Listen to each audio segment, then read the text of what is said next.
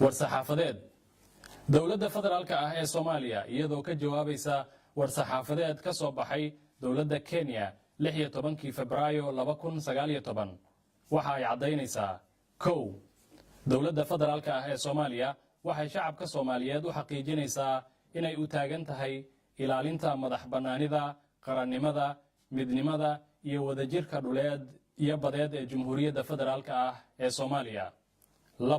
dowladda federaalka ah ee Soomaaliya waxa ay aad uga xun tahay war-saxaafadeedkii aan xaqiiqda ku salaysayn ee ka soo baxay wasaaradda arrimaha dibadda ee Kenya ayna ku amartay danjiraha Soomaaliya ee Kenya inuu wadatashi ugu laabto Soomaaliya iyadoo sidoo kalena wadatashi ugu yeertay danjiraheeda.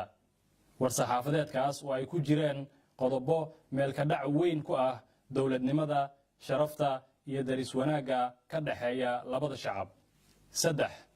dowladda federaalka ah ee Soomaaliya waxay cadeynaysaa in khariidada shidaalka ee Soomaaliya ee lagu soo bandhigay shirkii London ay ku muujinaysay badda Soomaaliya isla markaasina aysan jirin wax xirmooyin blokis ah oo la xaraashay.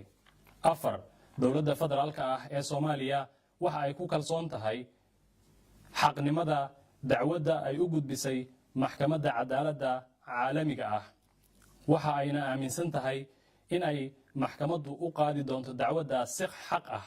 sidaas darteedna dowladda federaalka ah ee Soomaaliya waxa ay ku baaqaysaa in laga war dhowro go'aanka maxkamadda. dowladda federaalka ah ee Soomaaliya iyada oo maraysa wadiiqooyinka diblomaasiyadeed ee caalamiga ah waxa ay dowladda Kenya la wadaagtay qoraal rasmi ah oo ay uga fal celinayso war-saxaafadeedka ka soo baxay wasaaraddeeda arrimaha dibadda. dowladda federaalka ah ee Soomaaliya waxa ay xusuusan tahay kaalintii wanaagsaneed ee dowladda Kenya ay ku garab istaagtay Soomaaliya. dowladda federaalka ah ee Soomaaliya waxa ay u mahad celinaysaa shacabka Soomaaliyeed meel walba oo ay joogaan oo muujiyay midnimo iyo wadaniyad taageerana la garab istaagay dowladooda.